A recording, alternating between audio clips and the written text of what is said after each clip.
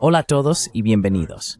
Hoy me acompaña el coronel Jack Bode, coronel retirado del Estado Mayor en los servicios de inteligencia estratégica suizos, y también un autor muy prolífico, como muchos de vosotros probablemente habréis leído al menos alguno de sus libros. Así que sí, bienvenido de nuevo al programa. Gracias por invitarme a tu programa. Gracias. Así que Trump tiende a ir un poco de un lado a otro. Aparentemente realmente quiere poner fin a esta guerra por poderes, pero no parece estar logrando avances. Habla de que esta es la guerra de Biden, pero sigue cada vez más por el mismo camino. Ahora bien, entiendo perfectamente el dilema de que necesita mantener la presión militar sobre Rusia para que Rusia también acepte algún tipo de compromiso y haga algunas concesiones. Pero mientras haya exigencias de concesiones que Rusia no puede aceptar y Trump siga por la vía de suministrar armas, inteligencia y logística para alimentar la guerra, esto parece estar convirtiéndose cada vez más en la guerra de Trump también. Y parece, al menos para mí, que esto es lo que esperan los europeos y los ucranianos, arrastrar a Estados Unidos completamente a la guerra bajo Trump. Pero, ¿cómo lo ves tú? ¿Es ahora la guerra de Trump? How do you see this? Is this now Trump's war? Bueno, sí, poco a poco también se está convirtiendo en la guerra de Trump. Y creo que el problema, estoy totalmente de acuerdo con lo que has dicho. Lo que añadiría a eso es que de hecho, como en cualquier crisis, ya sea a nivel personal o estratégico, la primera cuestión que tienes que resolver es entender a tus adversarios. Y ahí es exactamente donde Trump falló. Llegó basándose en el análisis, podría decir, de Keith Kellogg, y por eso lo nombró enviado especial para Ucrania. El problema es que Keith Kellogg no entendía la naturaleza del conflicto.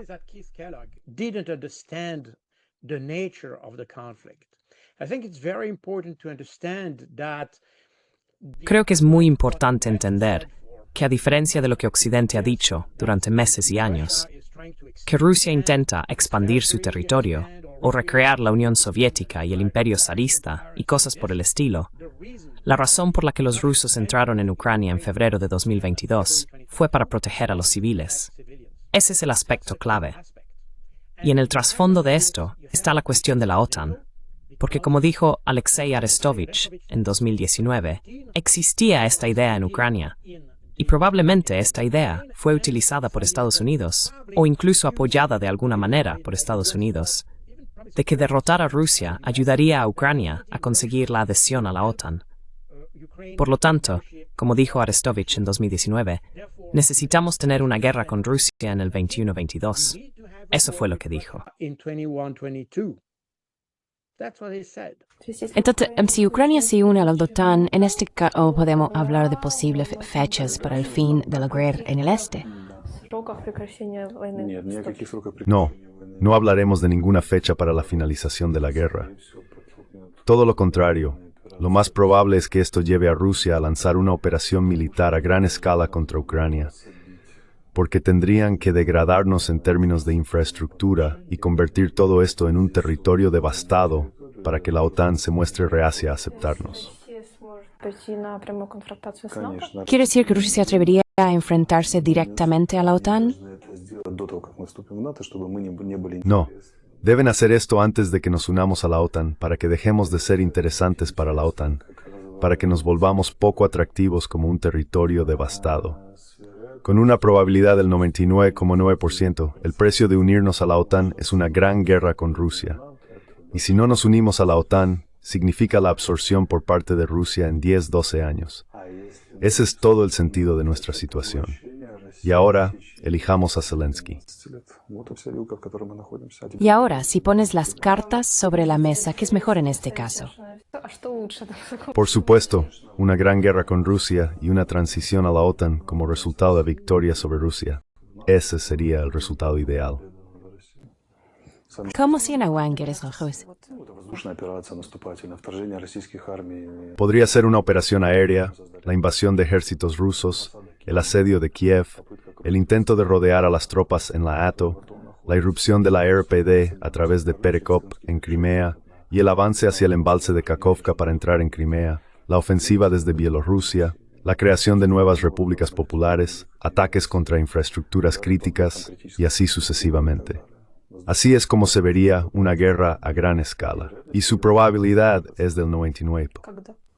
2020-2022 son los años más críticos. Y recuerda que Arestovich hoy en día se ha convertido en un opositor de Zelensky, pero en aquel momento era el asesor personal de Zelensky. Y probablemente ahí reside toda la cuestión. Y esa es la razón por la que, por cierto, como he explicado muchas veces, Rusia intentó impedir esta adhesión en diciembre de 2021, no en 2008 ni en 2009, y así sucesivamente ni siquiera en 2014. Fue en diciembre, a mediados de diciembre de 2021, porque se dieron cuenta de que si lograban interrumpir la adhesión de Ucrania a la OTAN, esto haría que Ucrania fuera más reacia a iniciar una guerra en el Donbass. Porque sabían que atacar el Donbass, como se establecía en el decreto adoptado el 24 de marzo de 2021, provocaría una respuesta rusa, que sería una respuesta militar, y así sucesivamente.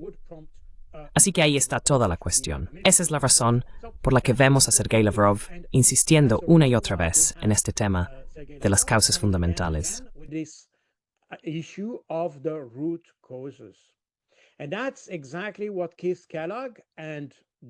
Eso es exactamente lo que Keith Kellogg y Donald Trump no supieron entender. Esa es la razón por la que el objetivo que tienen, detener el conflicto en Ucrania, que es un objetivo muy noble y que podemos apoyar, resulta problemático.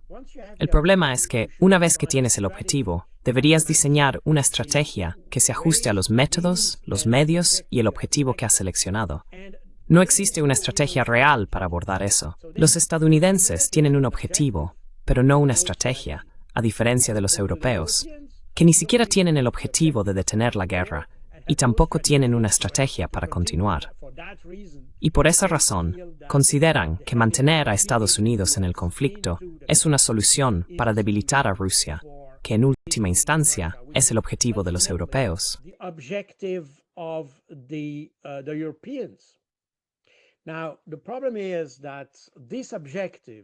Ahora bien, el problema es que este objetivo evidentemente no se ha alcanzado hasta ahora, y hay poca probabilidad de que los europeos logren este objetivo de debilitar a Rusia, ni en el ámbito militar, ni en el económico y político.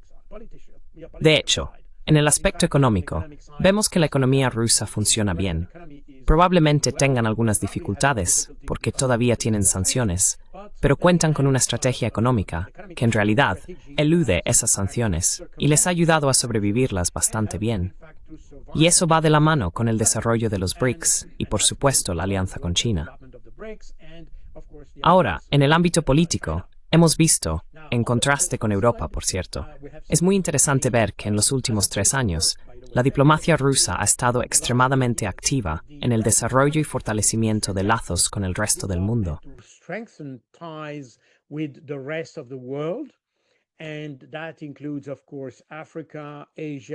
Y eso incluye, por supuesto, África, Asia y, por supuesto, China e India, lo que significa que los rusos no se han mantenido centrados únicamente en el conflicto ucraniano, a diferencia de los europeos, que siguen enfocados política, diplomática y, diría yo, incluso económicamente. Aunque eso es otro asunto. Probablemente ni siquiera tienen un enfoque real ahí, pero política y diplomáticamente están totalmente centrados en el conflicto ucraniano. Como resultado, se encuentran bastante huérfanos de una estrategia, huérfanos de objetivos.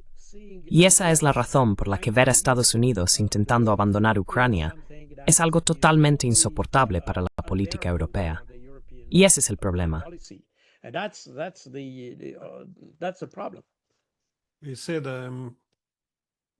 Dijiste que los Kellogg's, en efecto de Occidente, no entienden a Rusia. Pero, ¿es esto por deshonestidad o por falta de una palabra mejor, estupidez? De nuevo, no quiero usar un lenguaje fuerte, pero por ejemplo, en marzo de 2022, Newsweek informó sobre una encuesta de YouGov en la que descubrieron que la mayoría de los republicanos, es decir, el 52% de los republicanos, creían que Rusia era un país comunista. Quiero decir, Más de 30 años después del colapso de la Unión Soviética, pensaban que Rusia seguía siendo comunista, la mayoría de ellos.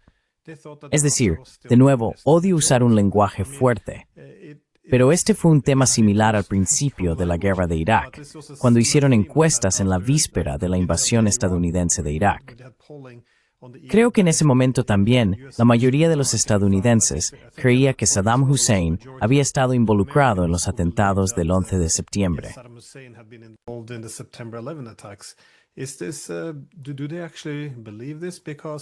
¿De verdad creen esto? Cuando observo a los europeos, también escucho a Macron. Él argumenta que los rusos buscan territorio, que esto es una agresión no provocada, este imperio. Pero en el pasado, también ha reconocido que el fracaso a la hora de establecer una arquitectura de seguridad europea mutuamente aceptable, una que no se base en la política de bloques de suma cero, es algo que simplemente hay que abordar. Creo que se ha utilizado la frase, si creamos una Europa sin Rusia, inevitablemente se convertiría en una Europa contra Rusia. Entonces, ¿cómo se puede pasar de esto a decir que esto ha surgido de la nada, que simplemente son rusos imperialistas hambrientos de territorio? De nuevo, a veces me cuesta sinceramente ver si esto es deshonestidad o, bueno, llamémoslo ignorancia como una palabra más educada.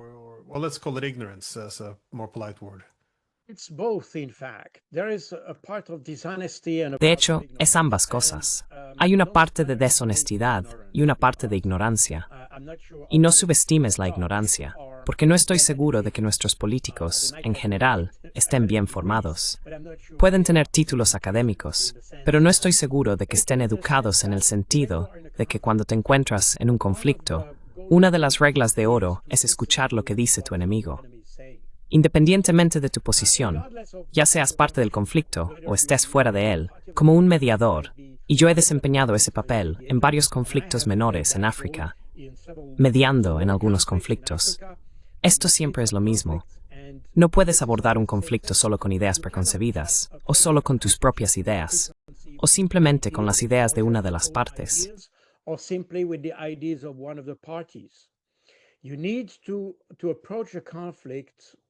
Tienes que abordar un conflicto con, digamos, toda la imagen, no solo una parte de ella. Y eso es muy cierto, los militares lo saben, porque cuando empiezas a luchar, cuando inicias una batalla, necesitas, como solía decir Winston Churchill, tener en cuenta al enemigo. Y ese es exactamente el problema que tienes. Quiero decir, en el ámbito militar lo sabemos, porque no puedes luchar sin un enemigo. Y no puedes luchar si no entiendes lo que está haciendo el enemigo. Por lo tanto, tienes que comprender exactamente cuáles son sus intenciones y cosas por el estilo. A nivel táctico es bastante difícil, aunque hay algunas salvedades aquí, pero es relativamente fácil hacerlo. A nivel estratégico es otra cosa.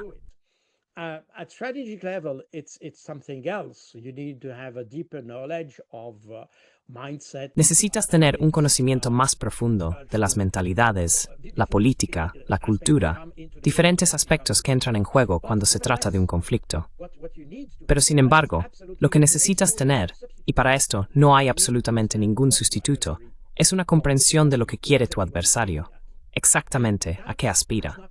Y eso no se ha hecho en Europa. Es satisfactorio etiquetar a los rusos como comunistas. Si lees artículos, creo que no es un caso aislado cuando la gente se refiere a los comunistas al hablar de los rusos, porque todavía los consideran comunistas. Creo que esto también forma parte de esa comprensión imaginaria de los rusos y los soviéticos. Y cuando escuchas a los comentaristas, especialmente en Francia, confunden a los soviéticos con los rusos. They mixed up Soviet and Russians. They think that the thinking exactly the same, the doctrine. Ellos piensan que el pensamiento es exactamente el mismo, que la doctrina es exactamente la misma. No es exactamente así. Puede que haya algunas constantes, y he escrito este libro sobre el arte de la guerra ruso, y puede que encuentres algunos aspectos constantes que han perdurado a lo largo de la historia a pesar de los diferentes regímenes. Lo que se desarrolló a principios de los años 20 en la Unión Soviética puede encontrarse hoy en algunos aspectos del arte operacional militar, por ejemplo. Pero los rusos hacen una distinción muy clara entre lo soviético y lo ruso. Ahora, nosotros jugamos con eso, y lo vemos en Ucrania, por cierto, porque hay una confusión permanente entre la época soviética y la época rusa. Y los nacionalistas o ultranacionalistas, que de hecho son la columna vertebral de los sentimientos antirrusos en Ucrania, en realidad son más antisoviéticos que antirrusos. Anti-Soviets rather than anti-Russians. But the anti-Soviet dimension has overtaken. Pero la dimensión antisoviética ha tomado el protagonismo, y hoy hablamos de antirrusos. Si miras a los países bálticos, es exactamente lo mismo. Han convertido la palabra antisoviético en antirruso, punto. Y ni siquiera se dan cuenta de que quienes ejercieron la tiranía en su país fueron de hecho lituanos, letones y estonios. Porque si tomas, por ejemplo, la KGB, había una KGB estonia, una KGB letona y una KGB lituana. Y esas KGB, de hecho, gestionaban la política en el país. Y hoy tienden a descartar esto y a sustituir la palabra soviético por ruso. Discard this and replace the word Soviet by Russian. So we have this, but it's intellectual dishonesty.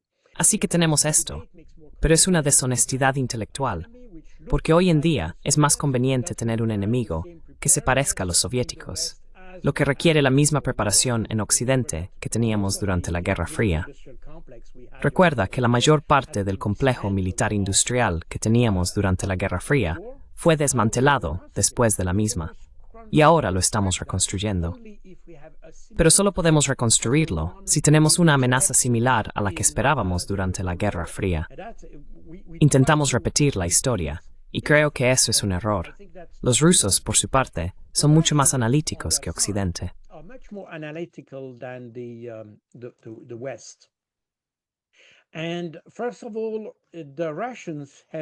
En primer lugar, los rusos comprendieron muy rápido, y diría incluso que mucho antes del final de la Guerra Fría, que las relaciones en el continente europeo, e incluso en el espacio euroatlántico, evolucionarían hacia algo diferente. Recuerda que todo el proceso del Helsinki, que finalmente llevó a la creación de la Organización para la Seguridad y la Cooperación en Europa, fue iniciado en un principio por los soviéticos. En la mentalidad de los rusos hoy en día, la OSCE sigue siendo el modelo para una futura arquitectura de seguridad, no basada en la confrontación, sino en la cooperación. Y eso es exactamente de lo que trata la OSCE, la Organización para la Seguridad y la Cooperación en Europa.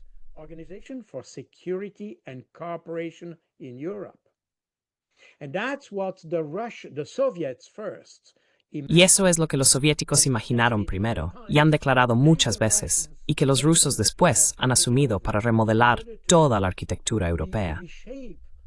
Esto es algo que Occidente nunca ha querido entender. Vivimos en un mundo en Occidente donde, por supuesto, el complejo militar industrial es una parte importante de la economía. Quiero decir, si miras a Estados Unidos hoy, verás que probablemente es el único sector de la industria estadounidense que ha permanecido esencialmente nacional, y probablemente es la única parte exitosa de la industria estadounidense. El resto se ha externalizado y la producción se ha subcontratado o dispersado por todo el mundo. Y eso nos ha llevado al problema que tenemos hoy con China.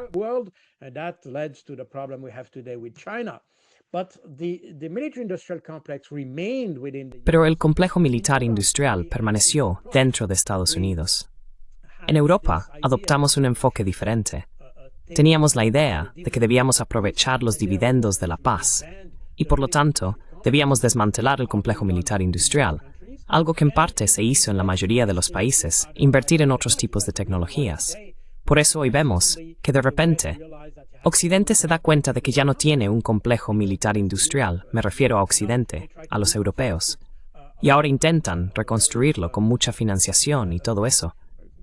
Pero la esencia es que la razón por la que desmantelamos nuestro complejo militar industrial en Europa es porque no sentíamos que lo necesitáramos.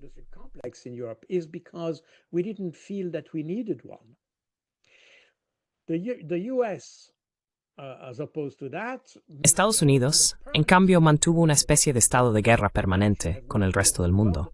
Lograron tener guerras por todo el mundo, manteniendo así su complejo militar industrial. Mientras que en Europa no queríamos expandir eso. Realmente no era lo que deseábamos. Eso ha cambiado hoy con Ursula von der Leyen y demás. Tuvimos, digamos, probablemente bajo la influencia de lo que Donald Rumsfeld llamó la Nueva Europa, que es esencialmente Europa de este. Hoy con Polonia, los estados bálticos, Eslovaquia y Chequia principalmente. Eslovaquia un poco menos hoy, pero aún así. Esta nueva Europa era Europa que necesitaba tan enemigo. Would require to have an enemy. And in fact, I spent 5 years in NATO. De hecho, pasé 5 años dentro de la OTAN y pude observar la influencia de la nueva Europa en la forma de pensar allí. Cuando hablaba con mis colegas, básicamente otros coroneles, que es un rango bastante alto en la OTAN, por cierto, podíamos notar una diferencia entre los franceses, italianos, incluso los británicos o alemanes, en lo que respecta a las relaciones internacionales, mientras que los países de Europa del Este adoptaban una postura mucho más agresiva hacia Rusia y demás. Así que vemos que la OTAN está muy fuertemente influenciada por esos países. Y probablemente no sea una coincidencia que Kaja Kallas, miembro de uno de los países más pequeños de la Unión Europea, esté liderando la política exterior de la Unión Europea.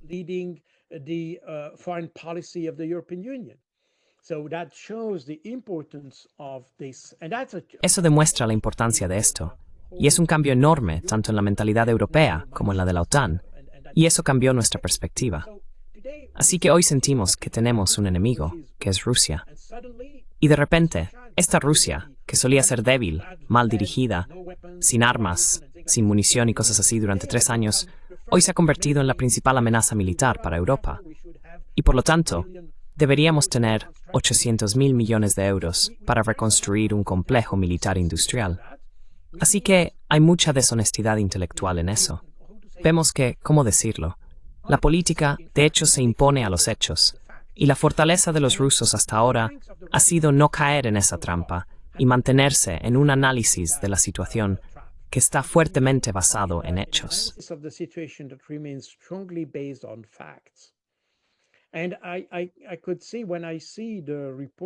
Y puedo ver, cuando reviso los informes de la inteligencia rusa y los comparo con los informes de la inteligencia occidental, que hay una diferencia.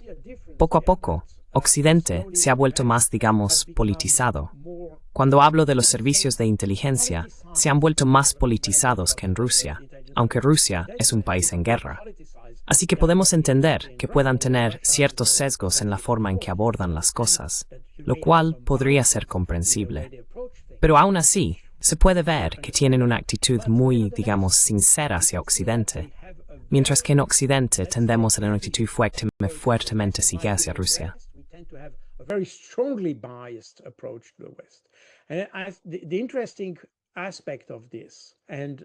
El aspecto interesante de esto, que está relacionado con la deshonestidad o la ignorancia que mencionaste antes, es que vemos una brecha creciente entre el pueblo europeo, o la población, si lo prefieres, y las llamadas élites que dirigen tanto a nivel de la Unión Europea como a nivel nacional. La distancia entre Macron y su población, Keir Starmer y su población, y así sucesivamente, está aumentando. Esto significa que esta pequeña élite hoy en día está, de hecho, utilizando la narrativa como una forma de escapar, o intentar escapar, de todas las críticas y de evitar todos los movimientos que surgen dentro de la población y que pueden afectar la estabilidad del gobierno, como hemos visto en Alemania, por ejemplo, con el crecimiento de la AfD, que en Alemania se considera una amenaza para el gobierno.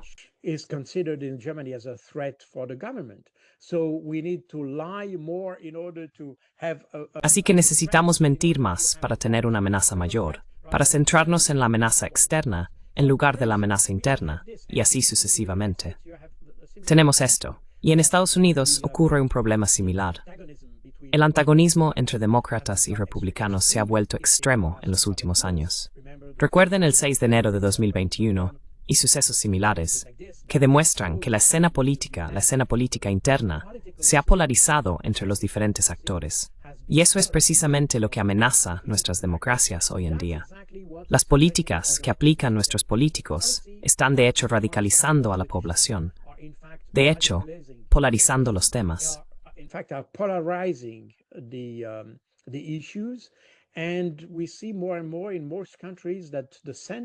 Y vemos cada vez más en la mayoría de los países que el centro está desapareciendo. Hay más extrema derecha, extrema izquierda. Y podría decir, en algunos países como Francia, por ejemplo, hay un centro extremo, lo cual es bastante curioso. Así que se están creando estos polos, y es muy difícil lograr un consenso nacional sobre diferentes cuestiones que podrían ser muy importantes a nivel social, por ejemplo.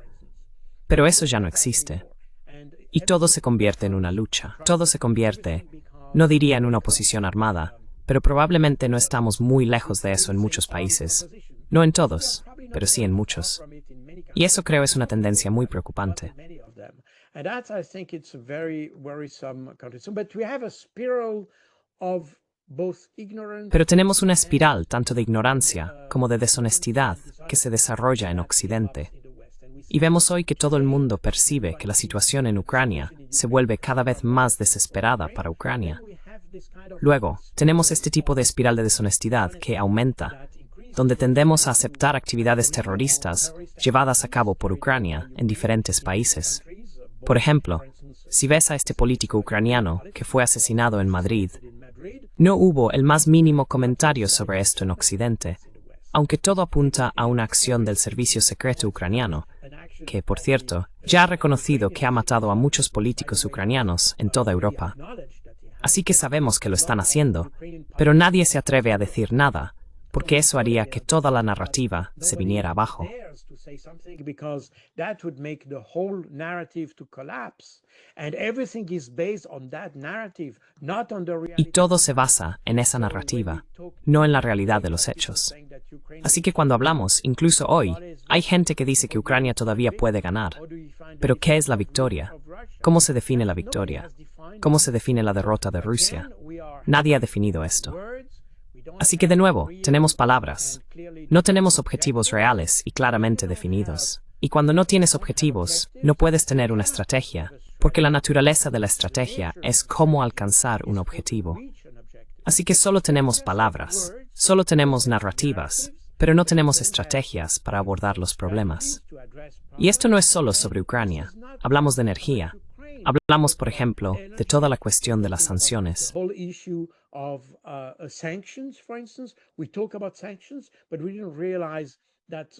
Hablamos de sanciones, pero no nos damos cuenta de que las nuevas sanciones que se están considerando hoy por personas como Lindsey Graham y Richard Blumenthal en Estados Unidos, estas personas han elaborado planes que de hecho pueden ser catastróficos para nosotros, no para los rusos.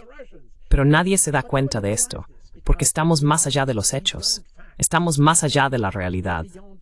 Hoy, tenemos una clase política en Occidente, especialmente en Europa, que solo se basa en una narrativa. Y esa es la dificultad para la administración Trump, porque la administración Trump tiene un objetivo claro, pero de nuevo, no tienen una estrategia real, porque no entendieron exactamente de qué iba este conflicto. Y no tienen manera de involucrar a los europeos en esa estrategia, porque no tienen una.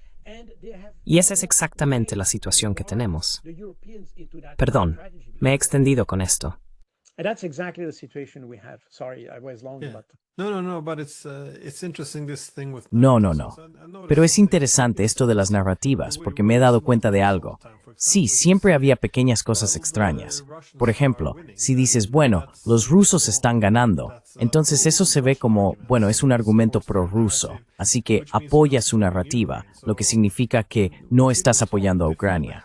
Así que cuando la gente habla, siente que tiene que decir que Ucrania está ganando, porque si no, parece que no apoyas. Pero lo único que consigues fingiendo que están ganando es retrasar las negociaciones y no tomar las medidas necesarias para detener esto de verdad.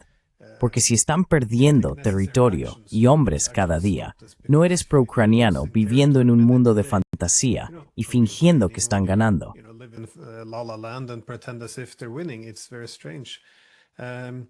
Es muy extraño. Pero también hay algo interesante, como mencionaste sobre la OCE, que tampoco podemos admitir que los rusos abogaban por una arquitectura de seguridad tan inclusiva, porque entonces esto se ve como un apoyo a los rusos. Pero desde 1975, cuando tuvimos los acuerdos del Helsinki, esto se suponía que iba a ser la base de la cooperación entre este y oeste. Esta fue la base de la Carta de París para una nueva Europa en 1990. Los mismos principios, una Europa sin líneas divisorias, basada en la seguridad indivisible. Y esa también fue la base para la OSCE. Ahora, como también dijiste, cuando los estadounidenses se dieron cuenta de que la OSCE no era ideal para acomodar la hegemonía estadounidense, optaron en su lugar por la expansión de la OTAN.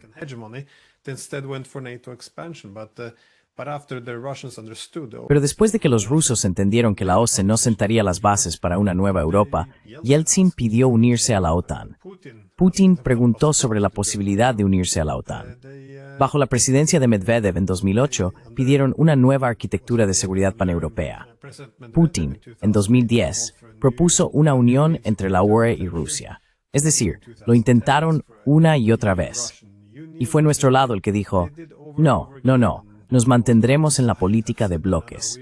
Ampliaremos el bloque militar más cerca de vuestras fronteras, aunque lo más probable es que eso desemboque en un conflicto. Y esto es lo que me desconcierta, porque parece que los europeos impulsaban una arquitectura de seguridad europea que, más o menos, la lógica dictaba que acabaría en conflicto en algún momento, como reconocieron George Kennan y otros. Sin embargo, no nos preparamos para esta guerra. Nos desmilitarizamos mientras nos encaminábamos hacia una colisión, lo cual es extraño. Y siento que estamos haciendo algo similar en este mismo momento.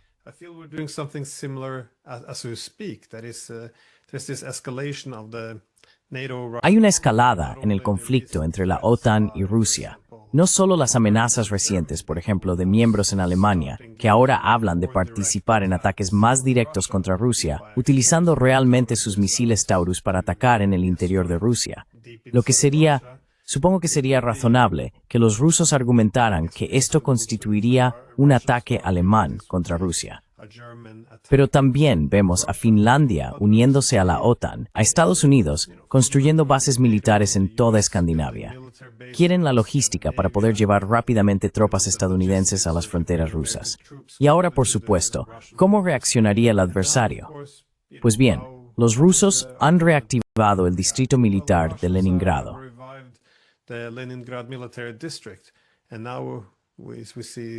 Y ahora vemos a gente diciendo que los rusos están siendo agresivos.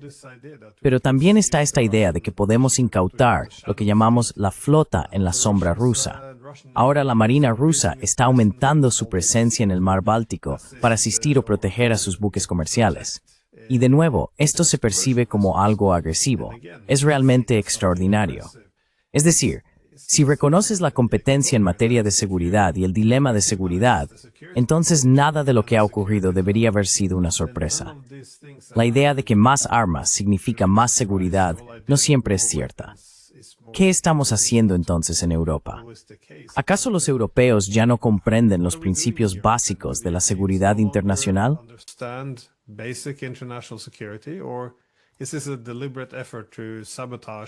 ¿O es esto un esfuerzo deliberado para sabotear nuestras propias relaciones con Rusia? Vi un programa de debate en la televisión alemana, donde había, creo que era un general alemán, que argumentaba, bueno, los rusos están aumentando su presencia militar cerca de Finlandia. Y esto se presentó como prueba de que después de terminar con Ucrania, quieren continuar avanzando. Quiero decir, me costaría creer que un general alemán esté tan desinformado.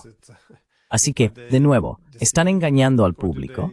¿O realmente hay un general alemán que cree que vamos a convertir Finlandia en una línea del frente y que Rusia no respondería de ninguna manera? Para mí, me resulta muy difícil entender estas acciones.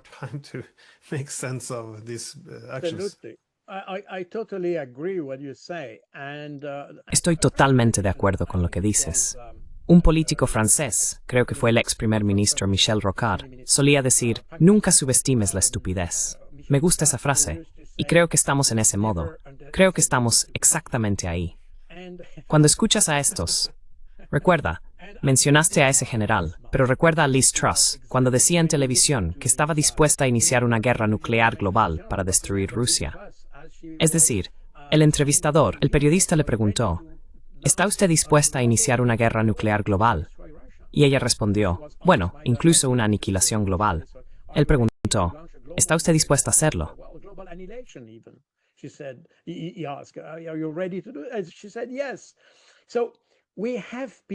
Y ella dijo que sí. Así que tenemos personas, a veces tienes que preguntarte, ¿en qué están pensando? ¿Cómo se sienten respecto a los problemas actuales que tenemos en Europa? ¿Y cómo ven el futuro? Quiero decir, eso lo vemos claramente con, como mencioné, la situación energética. Y por supuesto cuando hablamos de Nord Stream, pero no solo Nord Stream. Hoy lo que tenemos es a Ursula von der Leyen diciendo que los rusos decidieron cortar el gas. Así que tenemos que recurrir a mentiras literales para justificar acciones que tomamos en Europa sin pensar en las consecuencias. Pero aquí está la parte peligrosa. But here's the dangerous part. When they say this nonsense, the Russians... Cuando dicen estas tonterías, los rusos cortaron la energía, no fuimos nosotros. Es casi una prueba de lealtad, no de honestidad, porque nadie puede hablar en su contra. Si hablas en su contra, es casi como si estuvieras defendiendo al Kremlin. Así que no puedes alzar la voz. La prueba de lealtad consiste en quedarse ahí, escuchar mentiras y estupideces, asentir y fingir que todo está bien. Perdón por la interrupción. Pretend as if this is right. Sorry for the interruption. No, absolutely, you're absolutely right. No, absolutamente. Tienes toda la razón. Y eso se relaciona con lo que dijiste antes. Cuando dices que Rusia está ganando, entonces eres prorruso. El problema es que como persona militar, sabes, y si lees a Sun Tzu y todo eso, el arte de la estrategia, sabes que el peor error que puedes cometer en la guerra es subestimar a tu enemigo. Ese es el peor error que puedes cometer. Ahora, al repetir constantemente que los rusos son débiles, que no son capaces de luchar, que les falta munición, que les faltan tanques y soldados, y así sucesivamente, en realidad hemos presentado una imagen de Rusia mucho más débil de lo que realmente es.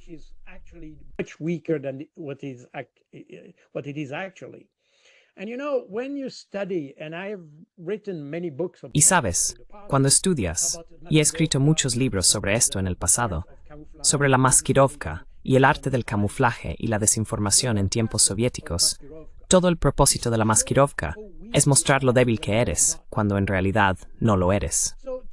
Así que hoy estamos confundidos porque vemos muy poco. De hecho, en realidad, no hablo de lo que dicen nuestros medios, sino que si analizas la comunicación, la narrativa de los rusos, hay pocos indicios de que estén intentando mostrar que son débiles. No están practicando la maskirovka, porque nosotros lo hacemos por ellos. Ese es el paradoja de esta situación.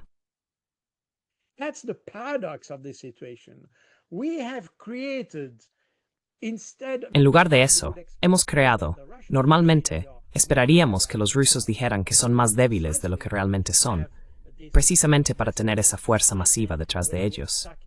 Y cuando empiezas a atacarlos, sientes que estás atacando a un enemigo débil, pero en realidad es uno fuerte. Pero eso es exactamente lo que hemos hecho nosotros, en vez de lo que han hecho los rusos. De hecho, hemos hecho la maskirovka rusa, al retratar constantemente a los rusos como más débiles de lo que son. Y no es solo en términos militares, también es en términos económicos. Volviendo al tema del gas, las exportaciones, las sanciones y la flota en la sombra, seguimos pensando que al imponer sanciones a Rusia no podrán sobrevivir. De hecho, su economía es más fuerte de lo que podríamos pensar.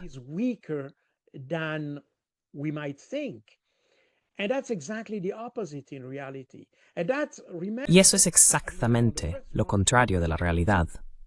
Recuerdo que el 1 de marzo de 2022, el ministro de Economía de Francia, el señor Le Maire, dijo en la radio, en Europe 1, que el objetivo de nuestras sanciones era hacer que Rusia colapsara, y que esto ocurriría en cuestión de semanas. Dijo que la población rusa sufriría por ello, pero que es una guerra y que ellos la estaban llevando a cabo. Así que estaba convencido de que las sanciones que estaban aplicando entonces, y estamos hablando del 1 de marzo de 2022, que fue el primer paquete de sanciones, serían efectivas.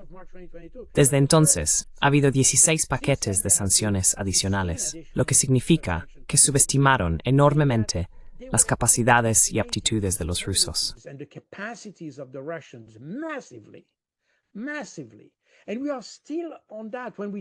Y seguimos en ese punto cuando hablamos de las sanciones. Cuando hablamos de las sanciones que actualmente se están elaborando, porque ahora están trabajando en el 18º paquete de sanciones, e incluso se habla de un 19º. Pero todo el contexto de estas sanciones sigue siendo la idea de que Rusia es débil y que solo necesitamos un pequeño esfuerzo para que colapse por completo. Pero eso está muy lejos de la realidad, y eso vuelve a estar relacionado con la imagen que tenemos de Rusia, que es una imagen equivocada. Tenemos la imagen de esa gasolinera disfrazada de país, o país disfrazado, sí, país disfrazado de gasolinera, o viceversa, perdón, como solía decir John McCain. Pues no es eso en absoluto. Es exactamente lo contrario. Exactly not in that. It's exactly the opposite.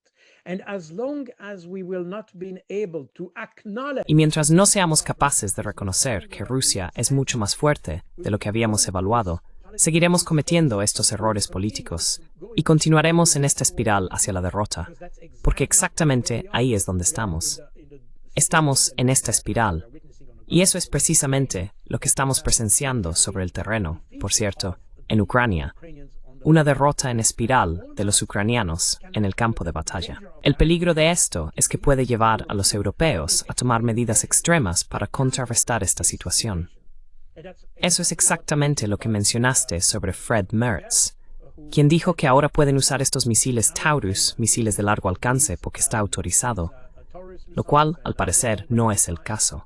it is authorized, which apparently is not the case. He's bluffing somehow, apparently, but Está faroleando de alguna manera, aparentemente, porque los estadounidenses no han dado luz verde para el uso de misiles de tan largo alcance, ya que contienen tecnología estadounidense y no quieren verse involucrados. Creo que han mantenido un enfoque coherente en ese sentido desde Biden, de hecho. Hubo un pequeño cambio en la política en mayo de 2024, cuando los rusos iniciaron la ofensiva en la zona de Kharkov. Para contrarrestar esta ofensiva, la administración Biden aceptó ampliar la capacidad de los ucranianos para atacar en profundidad dentro de Rusia, creando la llamada caja OPS. Esta caja OPS era en realidad una zona que ampliaba o limitaba el alcance dentro de Rusia, donde los ucranianos podían utilizar misiles de largo alcance en territorio europeo. Pero estaba limitada a esta caja OPS. Y esa es mi opinión personal. Lo siento. and But my I did a personal lot- view Oh, is sorry. that is sorry. Oh, no, I was, Oh, no. Solo quería preguntar sobre esto. Sí, el resultado. Pero perdón, por favor termina tu frase. Sorry, you finished your sentence. So what I just wanted to say is that since then I think Así que lo que quería decir es que desde entonces creo que los estadounidenses no han cambiado su política. No quieren que sus armas se utilicen en las profundidades quiero decir, en la profundidad estratégica del territorio ruso. Y creo que Merz, de hecho, está faroleando con esto. Esa es mi interpretación personal. Y de nuevo, esto forma parte de la estrategia de intentar contrarrestar el éxito ruso sobre el terreno, recurriendo a una retórica más extrema en Occidente. No pueden ir mucho más allá de la retórica, porque carecen de los recursos necesarios para proporcionar a Ucrania lo que necesita para frenar el avance ruso. Pero esa es la idea. but this is the idea. So you're the more we go into this conflict, Cuanto más nos adentramos en este conflicto, más los europeos seguirán mintiendo, desarrollando retórica y tomando medidas extremas. Veremos que incluso pueden llegar a dar la bienvenida a nuevos atentados terroristas en Rusia, porque el objetivo principal de todo esto es debilitar a Rusia, crear una crisis política dentro de Rusia, y así sucesivamente. Así que podríamos ver este tipo de escalada, que quizás no sea una escalada en el sentido convencional de la palabra, sino más bien una escalada en el sentido de que se tomarán medidas más extremas e ilegales contra Wuhan. measures will be taken against Russia. Sorry. No, it's just a comment first on the... Sé que es solo otro comentario, pero primero sobre subestimar a los oponentes. Porque de nuevo, esta es la narrativa mediática que vemos ahora, que los rusos están luchando con palas, etc. Sin embargo, en realidad, los informes más creíbles, incluidos los que provienen de Estados Unidos, indican que los rusos están produciendo tanques y diferentes vehículos blindados a un ritmo enorme. Sin embargo, la mayoría de ellos se envían a la retaguardia para formar una gran fuerza de ataque para el futuro. Así que ni siquiera los están enviando al frente. Es muy diferente de lo que están diciendo. So it is very different from what they're saying. And indeed, I feel often there's more honesty than De hecho, a menudo siento que hay más honestidad en el lado ucraniano que en Occidente, porque en Ucrania, al menos, asisto a muchos, ya sabes, tienen debates en los que los soldados regresan del frente y son muy abiertos al respecto. Dicen, escuchad, porque les hacen preguntas como, ¿qué tan fácil es derrotar a los rusos si son inútiles y atrasados? Y ellos responden, no deberíais decir esto, estáis engañando a la gente. Nosotros vamos al frente esperando ver rusos atrasados, agotados, que no quieren estar allí.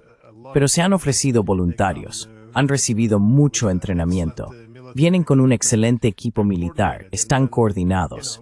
Y luego los ucranianos son masacrados en las líneas del frente porque se encuentran con algo que no esperaban.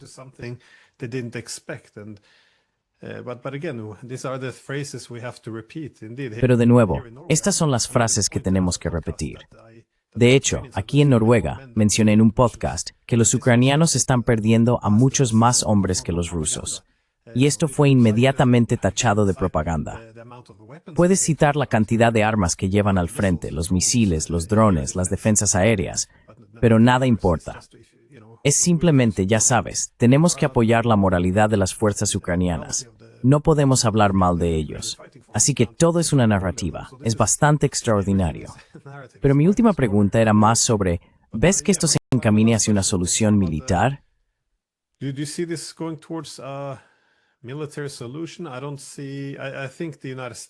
No lo veo. Creo que Estados Unidos está dispuesto a aceptar, bueno, al menos Trump está dispuesto a aceptar las exigencias de Rusia, pero el país está muy dividido y no es es muy indeciso. Los europeos parecen ser, bueno, llamémoslo poco racionales en cuanto a los objetivos o las demandas que plantean. Así que si no hay un punto de encuentro, los ucranianos tampoco ceden.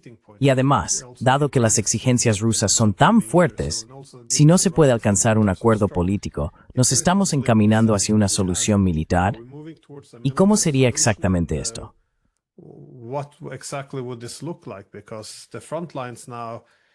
Porque las líneas del frente ahora, si solo miras los últimos días, ¿cuántos bolsillos se están formando? ¿Cuántos ucranianos están quedando atrapados dentro de estos bolsillos? Territorios colapsando. Esto no puede continuar para siempre. De nuevo, es un país grande. Los ucranianos siguen luchando, de manera bastante heroica, se podría decir, dado que pensé que ya habrían colapsado. Pero ¿cómo ves que terminará esto? ¿Con una solución militar? ¿Y los europeos simplemente se quedarán al margen? Bueno, si miras en tu bola de cristal que no tenemos, ¿qué crees que sucederá en las próximas semanas?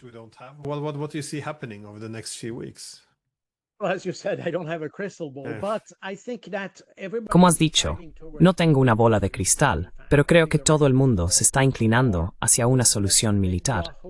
De hecho, creo que los rusos hoy en día han perdido más o menos la esperanza de que pueda haber una solución política. Esa es mi percepción personal. Y están cada vez más dispuestos a luchar. Recientemente hubo un artículo en The New York Times que citaba a soldados rusos diciendo que, aunque no les gusta la guerra, como cualquiera puede imaginar, están dispuestos a luchar por el éxito del país. Creo que esa es más o menos la postura que se observa. Si miras las encuestas, que suelo comentar en diferentes canales, me refiero a las encuestas realizadas por el Centro Levada en Moscú, que está considerado un agente extranjero.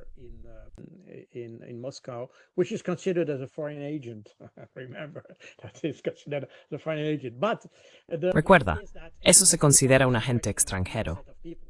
Pero la cuestión es que cada mes hacen la misma pregunta a un grupo de personas, y por lo tanto se puede comparar la postura a lo largo del conflicto.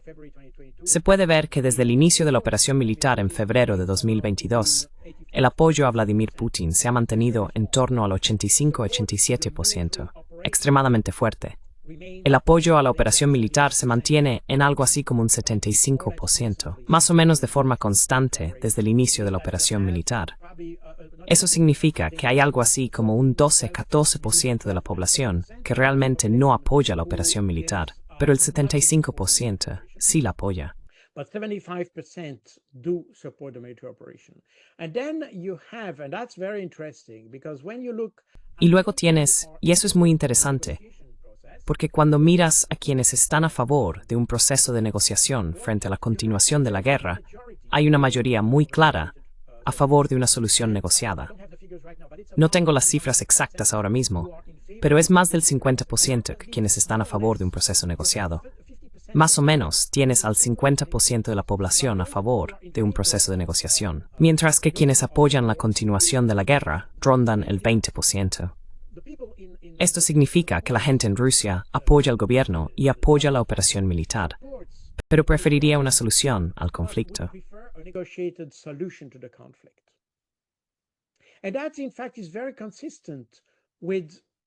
Y eso, de hecho, es muy coherente con lo que tenemos del propio gobierno, porque obviamente están involucrados en una operación militar, quieren continuar con la operación militar, pero siempre han declarado que su preferencia era una solución negociada. Ahora bien, ¿quién no quiere negociar? Esos son los europeos, y por supuesto Zelensky, que incluso está impedido por su propio decreto de negociar. Así que hay un obstáculo institucional para las negociaciones por parte de Ucrania y Europa.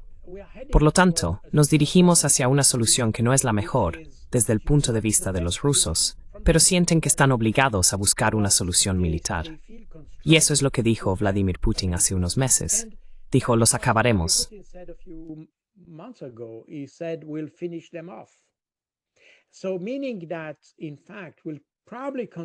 Es decir, de hecho, probablemente continuaremos teniendo esta operación militar. Puede extenderse hacia Odessa, Dnipropetrovsk y otros. No lo sé. Sin duda intentarán alcanzar las fronteras de los 4 oblasts. Lugansk está más o menos al 100% bajo control ruso, pero los otros 3, Gerson, Zaporilla y Donetsk, son los que aún necesitan ser conquistados. Así que continuarán con eso.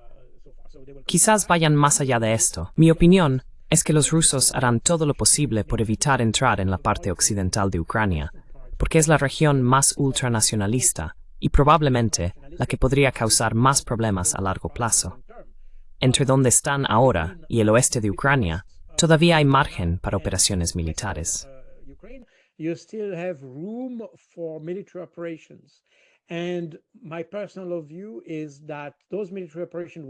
Mi opinión personal es que esas operaciones militares continuarán hasta el punto en que Ucrania considere el avance ruso como insoportable. Porque imagina si los rusos entran en Odessa. Eso dejaría a Ucrania sin acceso al Mar Negro. Eso privaría a Ucrania de una gran parte de su economía, lo que haría que la situación fuera totalmente insoportable para el país. Y eso podría ser, no lo sé, puede que ocurra antes. Pero creo que, al menos, si los rusos llegaran a ocupar Odessa, eso crearía una situación en la que Ucrania se vería obligada a entrar en un proceso de negociación. Y probablemente eso es lo que los rusos quieren conseguir. Así que no lograrán una victoria militar total, en el sentido de ocupar toda Ucrania.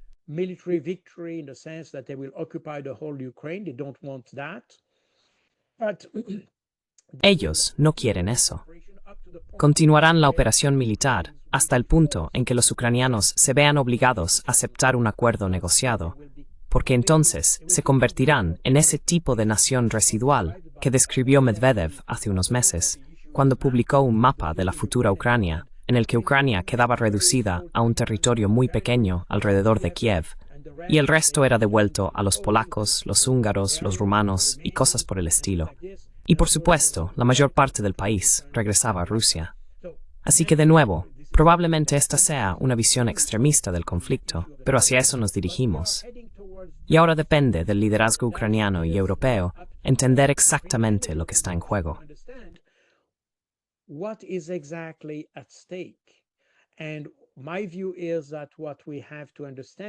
Y mi opinión es que lo que tenemos que entender es que lo que está en juego hoy no es la supervivencia de Ucrania tal como la conocíamos antes de 2022, o incluso antes de 2021, sino la supervivencia de Ucrania como Estado, punto, independientemente de sus fronteras. Es decir, la cuestión es, ¿queremos que Ucrania exista de alguna forma o queremos que Ucrania desaparezca? Y cuanto más avanzamos en este conflicto, más tenemos que adoptar este tipo de pensamiento e intentar elaborar una solución basada en lo que realmente está en juego. Y para los ucranianos, esta es la cuestión. Y cada vez hay más ucranianos. Sabes, no se me considera pro-ucraniano. Para los medios occidentales, por supuesto, me consideran pro-ruso, porque intento tener una comprensión equilibrada del conflicto. Because I tried to have a balanced understanding of the conflict, and of course I exposed the strengths. Y por supuesto expuse las fortalezas de los rusos en este conflicto. Pero curiosamente, vivo en Bruselas. Hay muchos refugiados ucranianos en Bruselas, y en muchas ocasiones, refugiados ucranianos me han parado en la calle, en la acera, para darme las gracias por lo que estoy diciendo. Porque los ucranianos decían, no tenemos una imagen real de lo que está ocurriendo en nuestro país. Y estas personas, hablé con ellos, y no es solo uno, son varios, me dijeron, lo que escuchamos en los medios occidentales, no es lo que está pasando. Eso da exactamente una comprensión equivocada de la situación.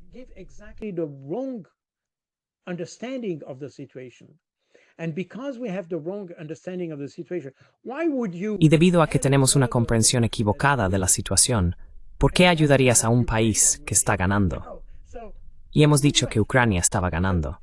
Entonces, ¿por qué ayudarles?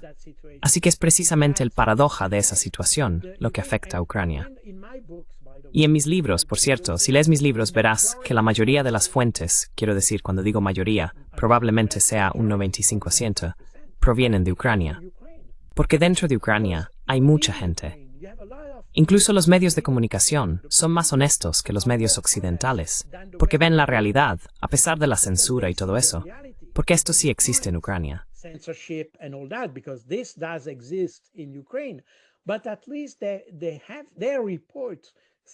Pero al menos ellos tienen sus propios informes, cosas que incluso contradicen lo que los medios occidentales dicen sobre el mismo acontecimiento. Así que, lo que quiero decir es que los ucranianos necesitan, es exactamente lo que dije antes, no se puede ganar contra un enemigo al que subestimas. Y los ucranianos lo han entendido de forma instintiva. Por esa razón, tienen un enfoque más sincero hacia el conflicto que nosotros en Occidente. Ahora bien, aquí tenemos que ser muy cuidadosos cuando hago este tipo de afirmaciones. Aquí debemos distinguir entre lo que dice el gobierno y lo que dice la población. Estás hablando de las bajas.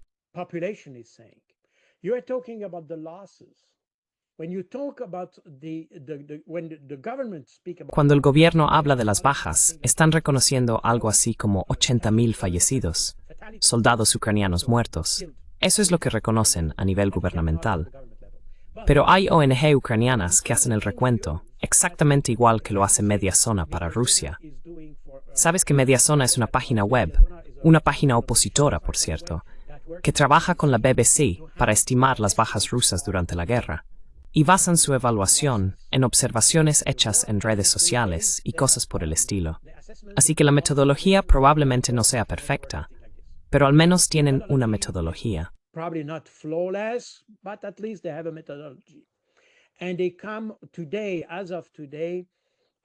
Y hoy vienen, a día de hoy, con una cifra sobre el número de rusos muertos, que ronda los 105.000 en todo el conflicto.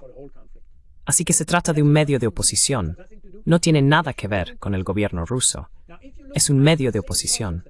Ahora, si miras el mismo proceso realizado por organizaciones ucranianas, lees que para los ucranianos muertos, no bajas, muertos, fallecidos, hay más de 750.000 muertos en Ucrania. Así que tenemos dos fuentes mediáticas que esencialmente no están vinculadas al gobierno ruso y de hecho dan una cifra completamente diferente a la que dice el gobierno ucraniano y que repiten nuestros medios. La realidad es la realidad y no podemos resolver una situación. Ese es un credo de toda inteligencia, British Fool. De la forma en que evalúas una situación, se deriva la forma en que la resuelves.